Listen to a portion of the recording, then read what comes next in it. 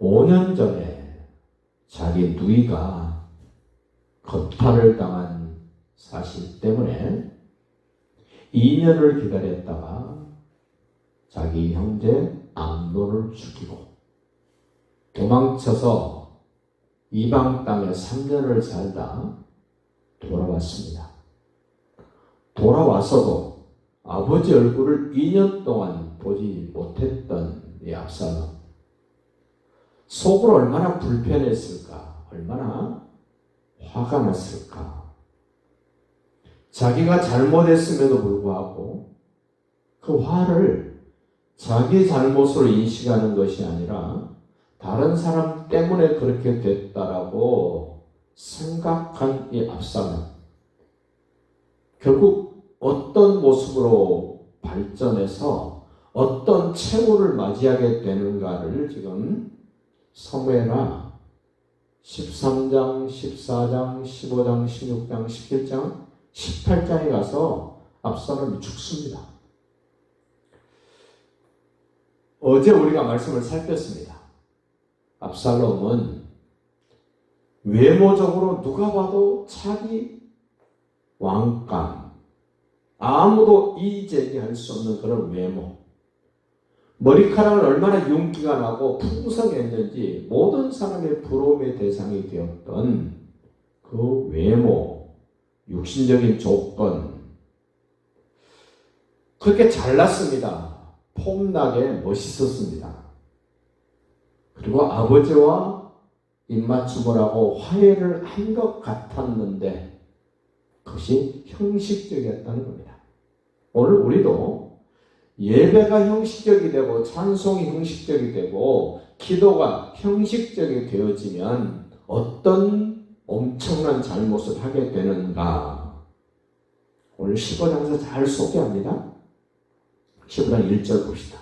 그 후에 아버지와 2년 동안 얼굴을 보지 못했던 상태에서 아버지와 얼굴을 맞대고 입맞춤을 하고 화해하는 그런 제스처를 하고 그런 모습이 된 후에 압살롬이 자기를 위하여, 여러분과 저는 자기 자신을 위하여 무엇인가를 하면 안 되는 존재임을 아셔야 돼요.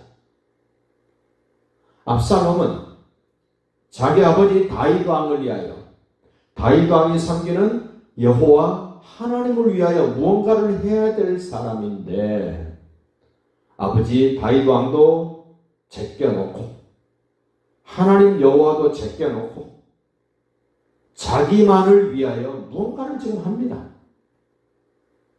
자기를 위하여 병거와 말들을 준비하고 호위병 50명을 그 앞에 세워 자기를 위한 하나씩 하나씩 일을 발전시키고 진행시킵니다.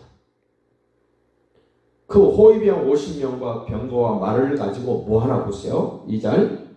압살롬이 일찍 일어나 성문길 곁에 서서, 일찍 일어나면 참 좋은 일입니다.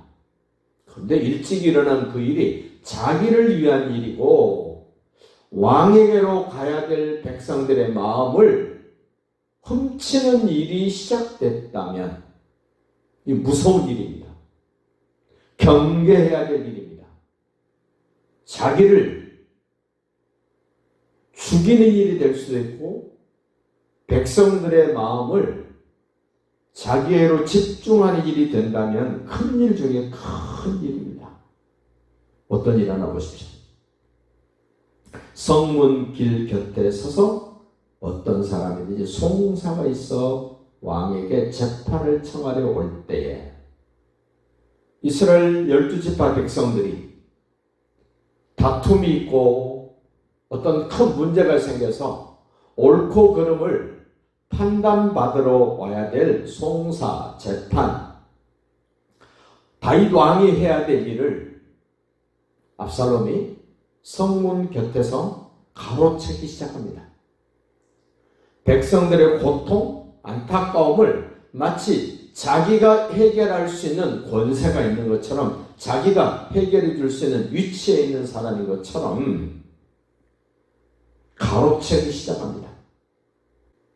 3절도 보십시오. 압살롬이 송사 재판하러 오는 그에게 이르기를 보라 내 일이 옳고 바르다마는 네 송사를 들을 사람을 왕께서 세우지 아니하셨다. 다윗 왕이 이렇게 한 사실이 아닙니다. 그런데 압살롬이 백성들의 마음이 다윗 왕에게로 가는 그 마음을 자기에게로 집중시키려고 지금 하는 죄입니다. 엄청난 죄입니다. 반역입니다. 해서는 안 될 일을 하고 있습니다. 백성들의 마음이 왕께로 가야 되는데 그 마음을 자기가 가로챕니다. 자기에게로 집중하게 만듭니다. 또 압살롬이 이르기를 내가 이 땅에서 재판관이 되고 압살롬을 누가 재판관으로 세웠습니까? 자기 스스로 재판관이 된 겁니다. 자기 스스로 백성들의 옳고 그름을 자기가 정리정돈하는 그런 사람이 되어버렸습니다.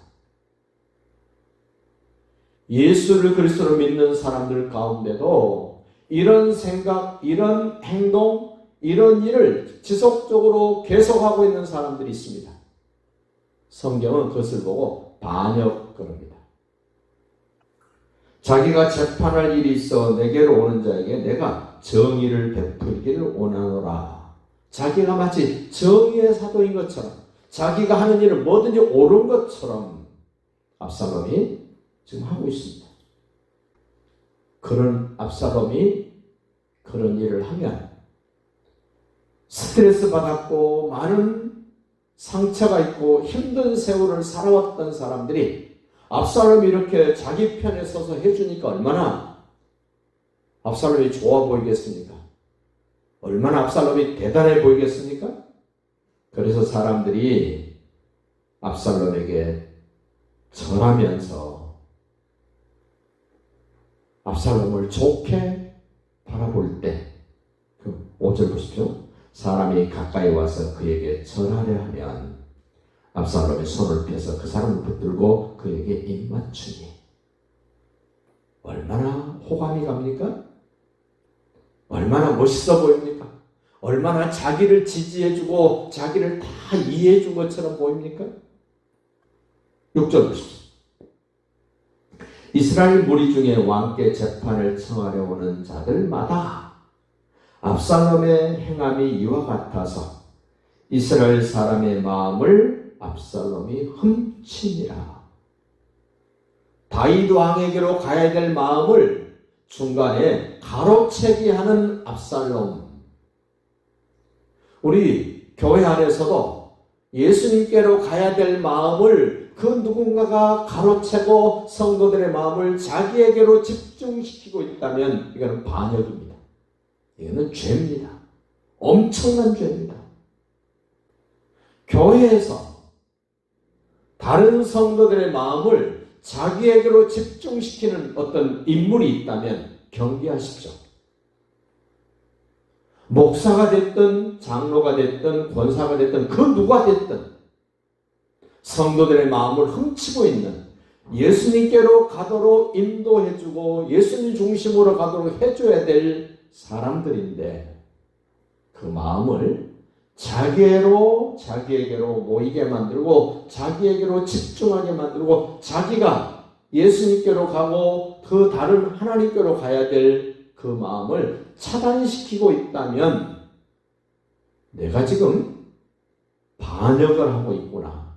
내가 곧 죽겠구나라고 깨달으셔야 됩니다. 목사인 저도 성도들의 마음을 저에게로 집중시켜 있으면 안 됩니다. 예수님께로 성도들의 마음을 가도록 예수님 중심으로 모이도록 그 누구도 사람들의 마음을 자기 중심으로 모이게 하면 압살롬처럼 죽습니다. 압살롬처럼 반역자입니다.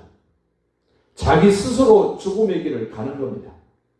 우리가 경계해야 될 일 중에 일, 왕이신 예수님께로 가야 될 마음을 어떤 모습으로든지 어떤 모양으로든지 내가 가로채고 있다면, 내가 훔치고 있다면 이제 그만하셔야 된다.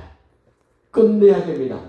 더 이상 하면 안 되는 일이 사람들의 마음을 자기 중심적으로 모으는 일입니다.